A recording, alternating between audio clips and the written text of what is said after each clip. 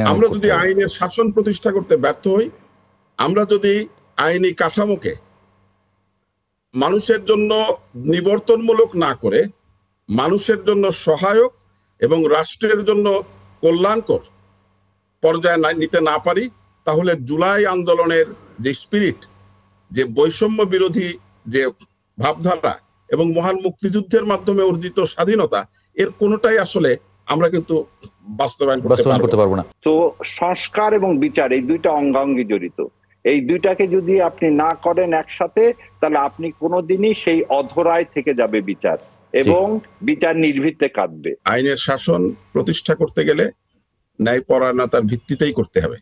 সুতরাং আমি কিন্তু সৌরভ ভাইয়ের সাথে একমত যে অনেক ক্ষেত্রেই এই অভিযোগ আছে যে মামলাগুলো করা হয়েছে রাজনৈতিক উদ্দেশ্য প্রণোদিত ভাবে নিজ দলগুলোর মধ্যে নিজস্ব বা প্রভাব বিস্তারের প্রেক্ষাপটে অনেকে যারা আসলে ইনভলভ না, যেটা আমাদের সিনিয়র অ্যাডভোকেট মঞ্জুল ভাই বলেছেন যে তিনি প্র্যাকটিক্যালি দেখেছেন যে ইভেন বিএনপির একজন কর্মীও হত্যা মামলার আসামির মধ্যে লিস্টে আছেন। সো এরকম বিচ্ছিন্ন ঘটনা আবার ব্যাপকভাবে অনেক জায়গায় অনেক অভিযোগও আছে।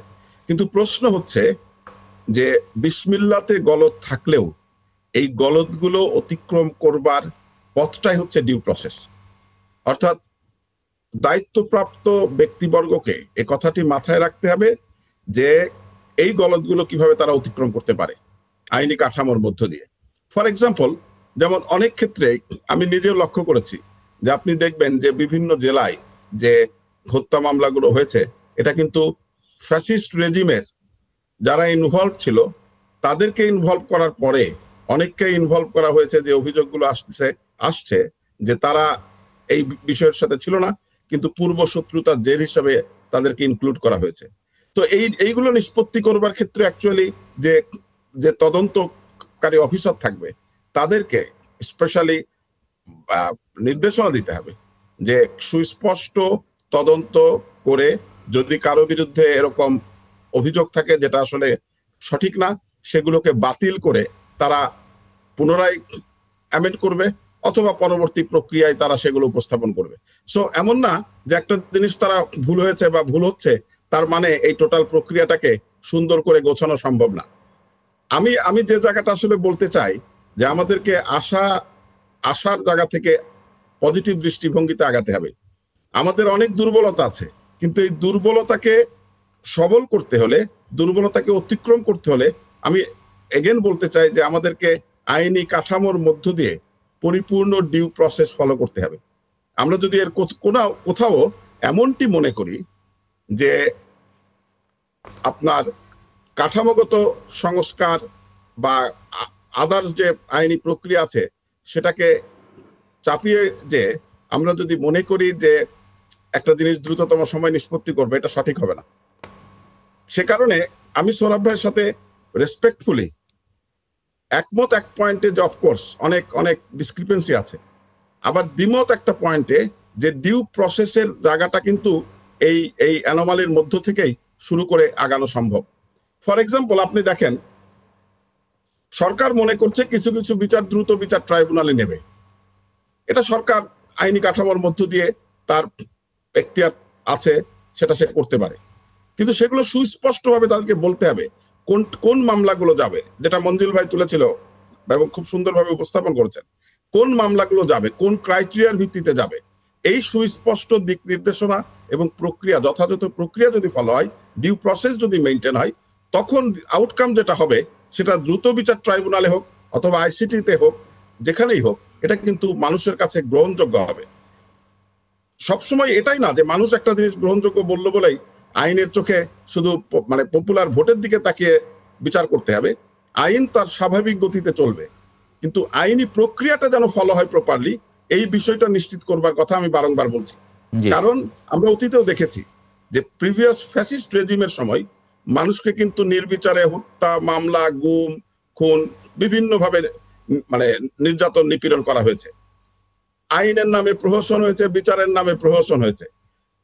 আমি ব্যক্তিগতভাবে মনে করি যে বাংলাদেশ নামক রাষ্ট্রটি এই জুলাই অভ্যুত্থানের মধ্য দিয়ে এই হাজার হাজার মানুষের রক্তের উপরে দাঁড়িয়ে যে নতুন বাংলাদেশের আকাঙ্ক্ষা, সেই আকাঙ্ক্ষাটা যদি আমরা চাই, তাহলে আমাদের এই যে জুডিশিয়াল প্রসেসটাকে ডিউলি আইনানুগ করতে হবে। অর্থাৎ আমরা যদি আইনের শাসন প্রতিষ্ঠা করতে ব্যর্থ হই, আমরা যদি আইনি কাঠামোকে মানুষের জন্য নিবর্তনমূলক না করে মানুষের জন্য সহায়ক এবং রাষ্ট্রের জন্য কল্যাণকর পর্যায়ে নিতে না পারি, তাহলে জুলাই আন্দোলনের যে স্পিরিট, যে বৈষম্য বিরোধী যে ভাবধারা এবং মহান মুক্তিযুদ্ধের মাধ্যমে অর্জিত স্বাধীনতা, এর কোনোটাই আসলে আমরা কিন্তু বাস্তবায়ন করতে পারবো না। Barrister S M Shahriar Kabir, মানে হত্যা মামলা যেহেতু, তাই বিচার যদি নির্ভুল না হয় তাহলে তো উচ্চ আদালতে আসামি মানে খালাসের আশঙ্কা থাকে, বা পুরো লড়াইটাই নষ্ট হয়ে যেতে পারে। ধন্যবাদ আপনাকে। আমি তারেক ভাই এবং আমার জ্যেষ্ঠ সাংবাদিক আপনাদের বিনয়ের সাথে বলতেছি, তাত্ত্বিক অনেক কথা বলা যায়, বাস্তবতা মেনেই বিচার হতে হবে। কেন এই কথাটা বললাম? আপনি ইউনূস সরকারের সবচেয়ে বড় ব্যর্থতা, তিনি সংস্কারের কথা বলে কোনো জায়গায় হাত দিতে পারেন। সে ভুলে গেছেন যে সে এদেশের জনগণের সরকার, জনগণের সমর্থিত সরকার। কেন এই কথাটা বললাম? এই যে মঞ্জিল ভাই যে কথা বললো, আমার কাছেও, আমরা তো প্রতিদিন কোর্টের বারান্দায় থাকি, যে পুলিশ যে থানায় ছিল, যে ফ্যাসিস্ট রিজিমের পুলিশ, সে পুলিশকে কি আপনি বাদ দিয়েছেন? না। আপনি কয়জন জাজকে বাদ দিলেন? এদিকটু আগে বললো বিচারের নামে অবিচার হয়েছে, সেই জাজগুলোই তো আছে।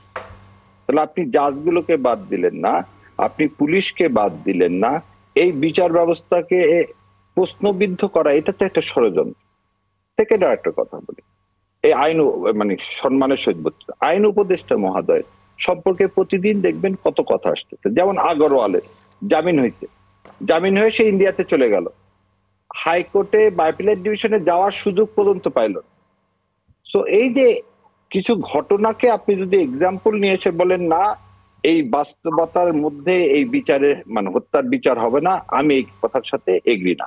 সেকেন্ড আর একটা কথা, আজকে 16 মাসের মতো হয়ে যাচ্ছে, এখন পর্যন্ত বিচার বিভাগের পৃথক সচিবালয় হলো না, যেটা এক কলমের খোঁচায় হতে পারত। তার মানে হচ্ছে এই শস্যের মধ্যেই ভূত। আর এই শস্যের মধ্যে ভূত থেকে একটি সঠিক বিচার করতে গেলে আপনাকে কি করতে হবে?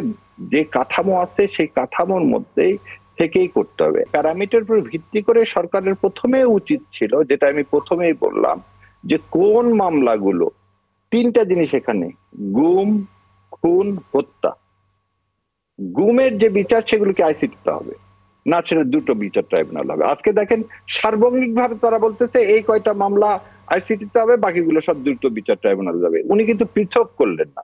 তো এটা আইন উপদেষ্টার সবচেয়ে বড় ব্যর্থতা, যে সে নিজেই কি করতেছেন, এই বিচার প্রক্রিয়াকে প্রশ্নবিদ্ধ করতেছেন। আরো একটা জিনিস বলি, এটা খুবই, এটা আমি আগেও বলি, একজন আইন উপদেষ্টা হিসাবে সে কিভাবে বলে মামলাগুলো সঠিকভাবে করা হয়নি?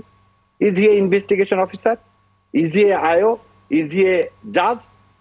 একটা মামলা এফআইআর দিয়ে শুরু, এখানে কি বিচার হয়ে গেল? না, এফআইআর এর পরে কি হবে? চার্জশিট হবে। এফআইআর এ তার বিরুদ্ধে স্পেসিফিক এলিগেশন আছে কিনা, এই যে বললেন যে ভাইরা বিএনপির কথা বললেন, এরকম আমরা অনেক পাইছি যে আমরা কোর্টে বলছি তার বিরুদ্ধে কোনো স্পেসিফিক এলিগেশন নাই, জামিন দিয়ে দিছে, এবং কি বলছে যে দ্রুত সময়ের মধ্যে এটার ইনভেস্টিগেশন করেন। তার মানে ইনভেস্টিগেশন রিপোর্টে তো ওই লোকগুলোর নাম বাদ চলে যাবে। তো আমরা এই এফআইআর কেই যদি এইভাবে প্রশ্নবিদ্ধ করি, তাহলে ভবিষ্যতে কিন্তু এই হত্যার বিচার পাওয়া যাবে না। আর একটা জিনিস, এটা তো সত্য 1400 লোক মারা গেছে এবং 1400 লোকের বিচার আমরা চাই, কিন্তু এটাও সত্য, অন্যায় করে কোনো লোক এর মধ্যে আসুক, যে অপরাধী না, যে নির্দোষ নিরপরাধ, তার কোনো এভাবে সাজা হোক। কিন্তু এই জিনিসেও আমি মর্মাহত, কারণ এই আইন উপদেষ্টার কাছে এই আশাও রাখতে পারতেছি না, কারণ উনি সংস্কার করতেছেন না। হাইকোর্ট থেকে শুরু করে নিচের লোয়ার কোর্ট পর্যন্ত কয়জন বিচারককে উনি বাদ দিলেন? যে বিচারকগুলো গত 15 বছরে নিয়োগকৃত, যে বিচারকগুলো শপথবদ্ধ ভাবে নিজেদেরকে বললো আমরা শপথবদ্ধ রাজনীতিবিদ, যে বিচারকগুলো কি হলো, একজন জয়কে পাশে নিয়ে হেঁটে হেঁটে সাক্ষীর জন্য নিয়ে চলে গেল, সেই বিচারককে দিয়ে আপনি কিভাবে বিচার করবেন? তো বিচার প্রক্রিয়াটা যদি আপনাকে নির্ভুল করতে হয়, সঠিক বিচার করতে হয়। এই বিচ্ছিন্ন কিছু ঘটনা বিএনপির অমুক আছে তমুক আছে এটা কথা না। চার্জশিটটা ভালো মতো হতে হবে এবং চার্জশিটটা ভালো মতো হওয়ার জন্য আপনাকে অবশ্যই বিচারের জন্য ওই জন্য 3টা দাবি করা হয়েছে: সংস্কার, বিচার এবং নির্বাচন। তো সংস্কার এবং বিচার এই 2টা অঙ্গাঙ্গি জড়িত। এই 2টাকে যদি আপনি না করেন একসাথে, তাহলে আপনি কোনোদিনই সেই অধরায় থেকে যাবে বিচার এবং বিচার নির্ভীতে কাঁদবে।